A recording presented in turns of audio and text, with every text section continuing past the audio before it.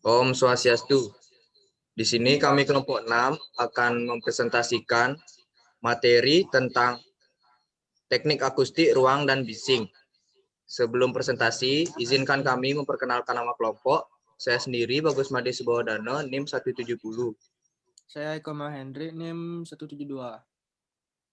Saya Kadek Surya Praska Dinata, NIM 142. Saya Iwayan Wahyu Cahyadi Putra, NIM 169. Saya Gusti Ngurah Bagus Brahmantia Kirana, NIM 148. Saya Gusti Ngurah Made Dwinatoya, NIM 143. Saya Gusti Ngurah Bagus Kusuma Putra, NIM 127. Yang pertama ada teknik akustik ruang dan kontrol bising. Peristiwa akustik.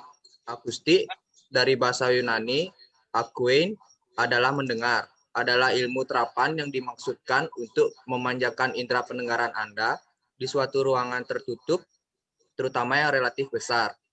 Arsitek Romawi dari abad ke-1, Marcus Polio, sudah dimulai melakukan pengamatan cermat tentang gema dan interferensi, getaran-getaran suara asli dan getaran pantulan yang saling menghilangkan dari suatu ruangan. Dan yang kedua, ada kesalahan akustik auditorium. Perlu dipikirkan pemilihan bentuk auditorium untuk mendistribusikan pantulan dan menghindari kesalahan akustik seperti echo dan flutter echo. Kebanyakan auditorium mempunyai problem pada tingkat background noise yang melebihi kriteria standar kegunaannya. Hal ini menunjukkan betapa pentingnya untuk memperhatikan perencanaan sistem interior. Perhatian terutama harus ditujukan pada sambungan ducting dan bukaan karena bunyi frekuensi rendah yang dihasilkan dapat sangat mengganggu selama pertunjukan, terutama pada area penonton. Baik, saya akan melanjutkan presentasi cacat akustik auditorium. Gema-gema merupakan cacat akustik ruang yang paling berat. Dapat diamati bila bunyi dipantulkan oleh suatu permukaan batas dalam jumlah yang cukup dan tertunda cukup lama untuk dapat diterima sebagai bunyi yang berbeda dari bunyi yang merambat langsung dari sumber ke pendengar. Usaha akustik auditorium. Auditorium merupakan tempat untuk menyaksikan suatu pertunjukan tertentu seperti teater dan musik. Mengetahui kondisi background noise level dan kinerja akustik auditorium sehingga dapat dilakukan perbaikan yang diperlukan terhadap ruangan. Kinerja akustik ruang auditorium menyatakan kemampuan auditorium tersebut untuk menjalankan fungsinya, yaitu bagaimana pendengar dapat menangkap dan memahami dengan baik dan utuh suara yang telah dipancarkan oleh pembicara atau pemusik. Sound system auditorium. Sistem tata suara sound system dapat disebut juga sistem akustika, yaitu salah satu bidang yang mempelajari suara, gelombang mekanik pada gas, cairan, dan bahan. Sistem akustika mempunyai beberapa subdivisi. Salah satunya adalah akustika arsitektural, yaitu ilmu yang mempelajari bagaimana mengontrol kualitas suara di dalam gedung atau ruangan.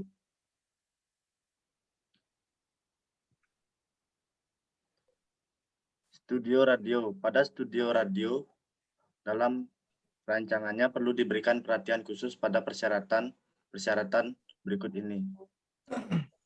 Pertama, ukuran dan bentuk studio yang optimum harus diadakan. Derajat diffuse yang tinggi harus dijamin.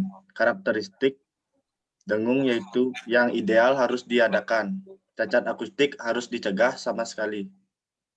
Bising dan getaran harus dihilangkan sama sekali. Baik, saya akan melanjutkan presentasi dari teman saya.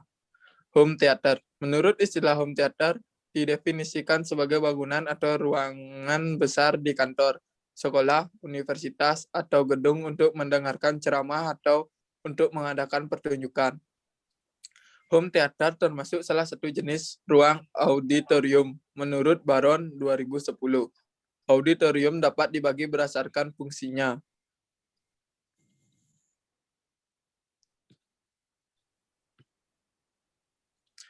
Definisi bising.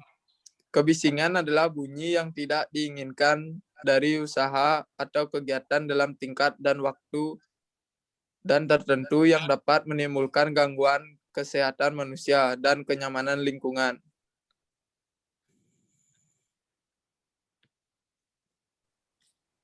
Baik, saya melanjutkan presentasi. Efek bising. Pengaruh kebisingan intensitas tinggi atau di atas NAB. Pengaruh kebisingan intensitas tinggi terjadinya kerusakan pada indera pendengaran yang dapat menurunkan pendengaran baik yang bersifat sementara maupun permanen atau ketulian.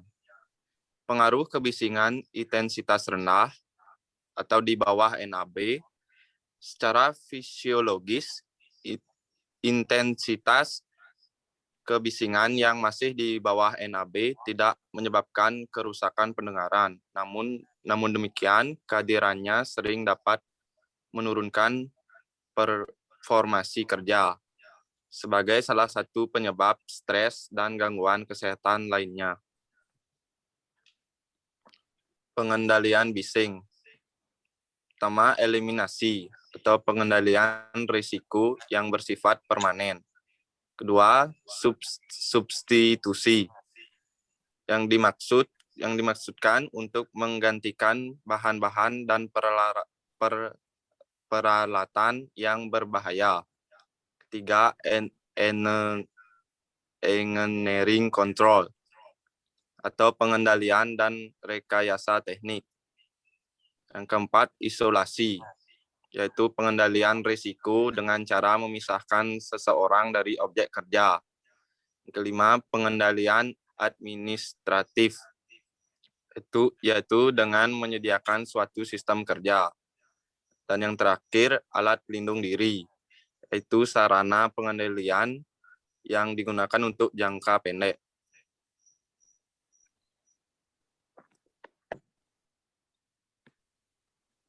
Baik, saya melanjutkan presentasi teman saya. Jenis kontrol bising. Yang pertama, kontrol kebisingan pada sumber kebisingan. 2. Kontrol kebisingan pada lintasan atau medium perambat suara. Yang ketiga, kontrol kebisingan pada penerima, yaitu manusia.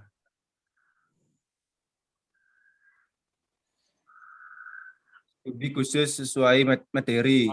Yang pertama, berikut contoh soal perhitungan frekuensi gema ruang dengar jika kita mempunyai ruang dengar dengan dimensi panjang 6,6 m, lebar 4,8 m, tinggi 2,4 m, permukaan lantai beton, permukaan dinding semen, permukaan plafon semen.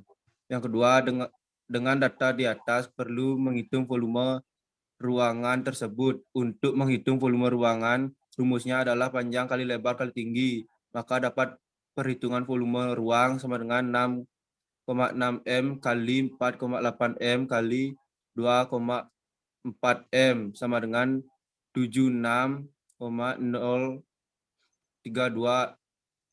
m. Langkah kedua adalah menghitung luas masing-masing permukaan tiap bahan yang ada dalam ruangan. Pada contoh soal ini perlu menghitung luas total permukaan beton dan luas total permukaan semen. Luas total permukaan beton sama dengan 6,6 kali 4,8 sama dengan 31,68 meter persegi. Luas total permukaan semen sama dengan luas total dinding tambah luas plafon. 2 dalam kurung 6,6 kali 2,4 ditambah 2 dalam kurung 4,8 dikali 2,4 ditambah dalam kurung 6,6 kali 4,8 sama dengan 86,40 meter persegi. Berikut adalah studi kasus. Keterangan perhitungan. Yang pertama, S125, S250, S500, S1000, S2000, S4000. Adalah koefisien serat material dalam kurung semen atau beton. Pada frekuensi 125 Hz, 250 Hz, 500 Hz, dan selanjutnya. Yang kedua, S125 dikali A adalah koefisien serat 125 Hz dikali dengan luas bidang serap dari tabel di atas.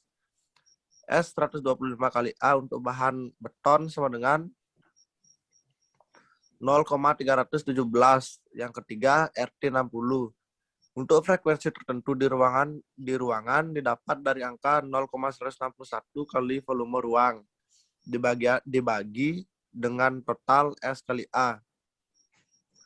Dari tabel di atas kita dapatkan RT60 untuk frekuensi 125 Hz adalah 0,482 detik. Yang keempat, apabila seluruh angka sudah dihitung dengan baik, kita dapat membuat tanggapan frekuensi ruang tersebut menjadi seperti contoh di bawah ini.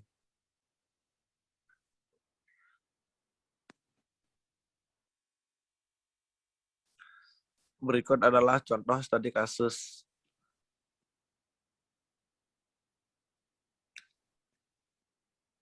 Sekian presentasi dari kami ucapkan terima kasih. Bawa.